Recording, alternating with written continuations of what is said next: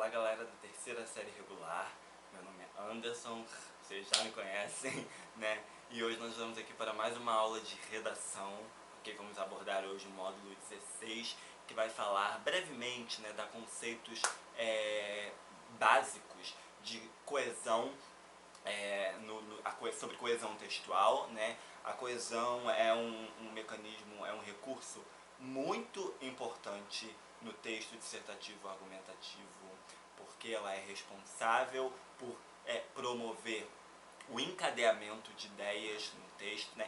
Nós já discutimos aqui exaustivamente que o texto dissertativo argumentativo precisa seguir uma lógica, né? Vamos pensar naquela estrutura canônica como uma lógica. A lógica da introdução, a lógica do desenvolvimento, a lógica da conclusão, e aí cada parágrafo desse seguindo uma lógica, né, o que nós podemos chamar de lógica interna. Porém, não adianta de absolutamente nada. Primeiro eu disse nas nossas aulas sobre método de raciocínio que não adianta o seu texto seguir essa estrutura lógica, mas ainda assim não ter argumentos, né? Você pode seguir a estrutura todinha, mas se você escrever um texto que tem mais descrições do que argumentação, ainda assim você vai ser descontado de pontos, porque não vai estar na modalidade da dissertação. A segunda coisa que compromete toda essa lógica é a falta da coesão, porque não adianta nada você seguir a estrutura, mas não haver coesão no seu texto. E o que significa coesão? Gente, vamos pensar, vamos fazer um exemplo aqui, uma comparação, na verdade, bem grosseira, para vocês entenderem o conceito, que significa de fato o conceito de coesão. Pensem num filme completamente fragmentado, né? Um filme em que não há ligações nenhuma entre as suas cenas.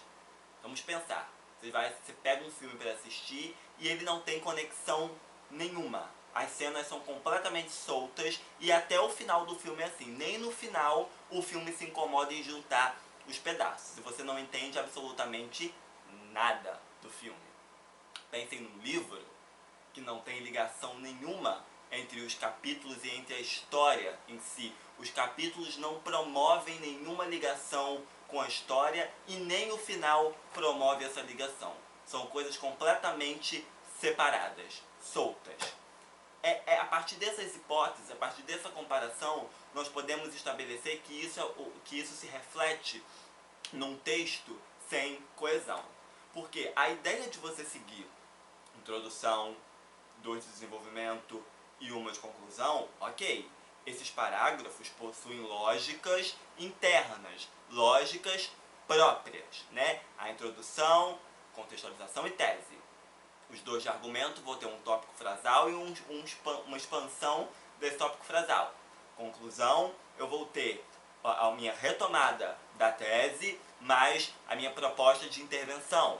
Então, apesar desses parágrafos possuírem essa lógica interna, eles precisam estar dialogando entre si. E é a partir daí que entra a coesão. A coesão, ela é um mecanismo que permite que o seu texto converse entre si, que os seus parágrafos, que as suas frases, que as suas ideias estejam conectadas. Porque apesar de cada parágrafo desenvolver uma ideia, o tema que você está abordando é o mesmo. Então, se a sua redação está falando sobre a violência contra a mulher, apesar de cada parágrafo desenvolver uma ideia e uma lógica diferente, todos eles vão estar dentro do mesmo tema. Então, eles precisam estar o quê? Interligados. E uma grande dificuldade que os alunos têm é fazer essa interligação. Então, os alunos levam muito à risca essa ideia de que cada parágrafo tem que falar de uma coisa e aí eu não preciso estabelecer ligação nenhuma de nada e os parágrafos ficam completamente soltos no ar. Mas não é assim. Eles precisam realmente se conectar entre si. E como que nós fazemos isso? Usando a coesão, ok? A apostila de vocês traz a seguinte definição para a coesão. Olha só. A coesão de um texto pode ser definida como um conjunto de mecanismos utilizados com o objetivo de estabelecer ligações ou nexos entre as partes e de evitar as repetições de palavras ou expressões. Então, além da coesão permitir esta ligação de ideias, ela também impede a repetição de palavras de maneira exaustiva, que também é um problema característico nas redações. Por exemplo, tem uma redação falando sobre violência, e o aluno vai e repete no mesmo parágrafo a palavra violência 5, 6 vezes. Então, esse também é um problema que a coesão pode resolver, que um mecanismo de coesão, que usar os mecanismos de coesão ajudam a resolver, beleza? E nós vamos chegar lá para discutir quais mecanismos são esses e pensar em como nós podemos usá-lo, beleza? Lembrando que toda vez que a gente ouve falar de coesão, nós também lembramos da coerência, né? Que são dois termos que geralmente são ensinados não juntos, mas um somando-se ao outro, porque eles realmente se complementam. Além do texto ter que ter coesão, ele também tem que ter coerência. Só que a diferença de coesão e coerência é que a coesão diz respeito a aspectos formais do texto, como eu falei. Usar os conectivos para fazer as ligações, usar mecanismos que impeçam de repetição de palavras, enquanto a coerência ela não está no aspecto formal, ela está no aspecto de fora do texto. Então a coerência é o seu texto fazer sentido no mundo real, as suas ideias fazerem sentido. Então é uma coisa mais abstrata, ok? Mas, apesar desses dois conceitos se complementarem, nós não vamos falar hoje de coerência, nós vamos falar de coesão. Vamos falar dos aspectos de ligação de um texto, tudo bem? Os problemas de coesão em redação são recorrentes, ok? Muito recorrentes, e é uma coisa que está naturalizada, está internalizada. Muitas vezes a falta de coesão ela passa completamente desapercebida pelo candidato. Porque, primeiro, o primeiro motivo, e talvez o principal, para que a falta de coesão passe desapercebida pelo candidato, é a mania que os candidatos têm, alguns candidatos têm, de não reler o texto antes de entregar. Gente, olha só, vocês precisam reler o texto de vocês antes de entregar, antes de enviar. É assim que a gente descobre erro. Ninguém escreve uma redação nota 1000 de primeira, sem revisar, sem corrigir erros, sem apagar alguma coisa. Não existe isso. É a mesma coisa de eu escrever um livro e mandar para publicação sem revisar, sem fazer nada. E a editora vai e publica. Vocês já imaginaram isso? Uma editora publicar um livro sem que haja revisão? Então eu enviei o meu livro para a editora, e a editora que deveria fazer a revisão manda direto para a publicação. Gente, esse é o mesmo problema que vocês utilizam na redação. Vocês ficam tão ansiosos para entregar o texto, eu quero entregar, eu quero ir embora, eu quero ver minha nota, e vocês não releem o texto. E esses erros poderiam ser corrigidos com uma simples releitura. Você leria de novo aquele parágrafo e nesse parágrafo aqui eu usei a palavra violência demais, eu acho que eu posso substituí-la por alguma coisa, né? Posso substituir por algum pronome, algum substantivo, algum sinônimo, né? Que me traga ali, que me evite ali aquela repetição. Ah, nesse parágrafo aqui eu percebi que eu não estabeleci bem uma relação com o parágrafo anterior, então eu acho que eu vou mudar o meu conectivo, vou usar um conectivo diferente. Então, uma simples releitura do texto faz você perceber esses problemas, ok? Então, releiam o texto de vocês. Coesão é uma coisa que passa desapercebida, primeiro, por causa desse motivo de não reler o texto, e segundo, desse motivo de pensar realmente os parágrafos como uma coisa independente. Numa dissertação dissertativa, num texto dissertativo argumentativo, nada, pode ser independente, ok? Tudo tem que estar conectado porque você está trabalhando com o mesmo tema. Nem que você vá fazer um parágrafo de argumentação e embaixo você vai fazer a contra-argumentação. Aí você pode me perguntar, como que eu vou ligar isso se eu quero fazer uma contra-argumentação? Se eu quero fazer uma ideia no parágrafo de baixo, eu quero me opor à ideia do parágrafo de cima. Você vai usar um conectivo de adversidade. Porém, entretanto, contudo, você está, ao mesmo tempo, distanciando o parágrafo de cima do parágrafo de baixo, mas também está mostrando que eles estão conectados por esse distanciamento. A distância que você estabelece entre eles com esse conectivo é o que os aproxima. Olha que legal, a distância aproximando. Então, mesmo quando você vai fazer uma contra-argumentação, você precisa usar um conectivo para poder estabelecer essa contra-argumentação. Este é um processo coesivo, ok? Nós vamos ver tudo isso mais a fundo. E antes da gente entrar nos mecanismos propriamente ditos, é importante a gente perceber que existem 3 níveis coesivos, ok? Nós podemos ter a coesão, que nós chamamos de coesão intrafrasal, que acontece o quê? Entre frases, né? Por exemplo, intrafrasal é um tipo de coesão que acontece dentro de uma própria frase. Então, dentro de uma frase só, as palavras precisam fazer o quê?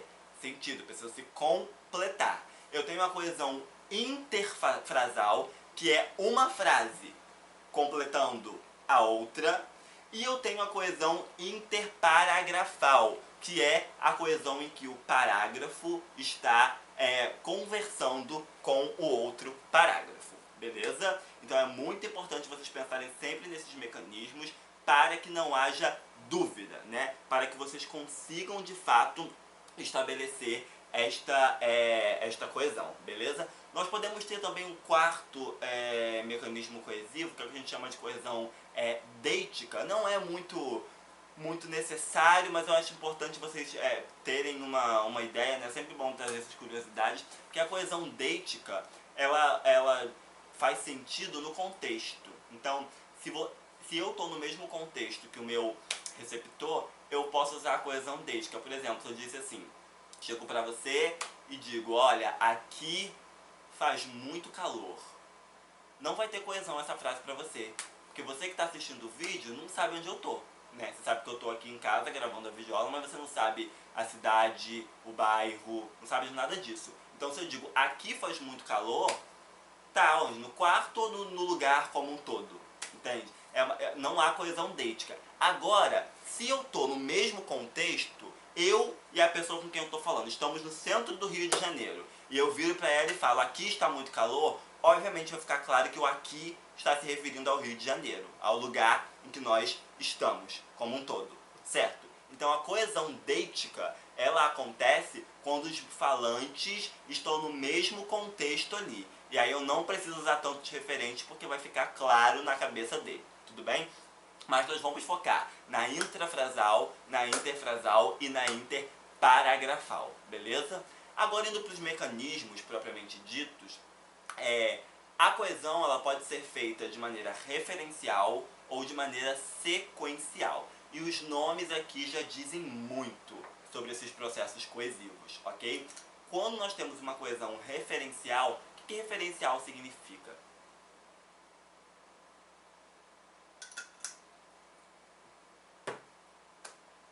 Referencial significa que eu vou fazer referência a alguma coisa, de alguma maneira, né? Eu preciso referenciar alguma coisa e eu preciso usar exemplos, de coesão referencial para fazer isso. Eu preciso usar referentes. Eu preciso criar referentes dentro de um próprio texto. Para quê?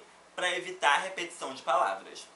Então eu não posso repetir tantas palavras assim. É para isso que a coesão referencial existe.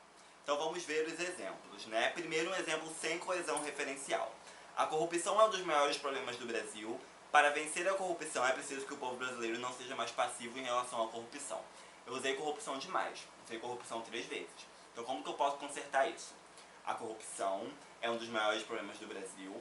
Para vencê-la, é preciso que o povo brasileiro não seja mais passivo em relação a ela. Aí eu usei vencê-la e usei ela. Para o quê? Para me referir à primeira vez que eu citei corrupção. Lembrando das relações anafóricas e catafóricas, não sei se vocês conhecem. Quando eu faço uma relação anafórica, eu estou fazendo o quê? Uma coesão referente a algo que eu já mencionei. Agora, quando eu faço uma relação catafórica, eu vou fazer menção ao que eu ainda vou mencionar, beleza? Então a coesão referencial ela vai ser este tipo de coesão que vai evitar a repetição das palavras. Então ela vai trazer pronomes, ela vai trazer sinônimos com a ideia de substituir um termo para que ele não seja usado o tempo todo, beleza? E nós também podemos ter a coesão sequencial. que é a coesão sequencial, gente? A coesão sequencial, ela serve para, como eu falei exaustivamente no começo da aula, encadear as ideias de um texto, né? Estabelecer a tão cobrada ligação entre as partes do texto para que forme o todo da argumentação. Porque como que a gente faz a coesão sequencial? Nós usamos os chamados conectivos, conectores, conjunções, enfim, existem vários nomes para esses processos, né?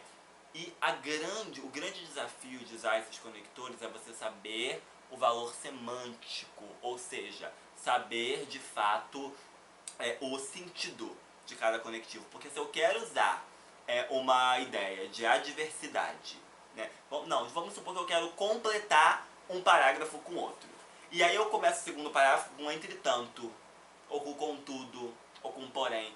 Acabou a minha ideia de ligar, porque esses conectivos são de adversidade, são de oposição.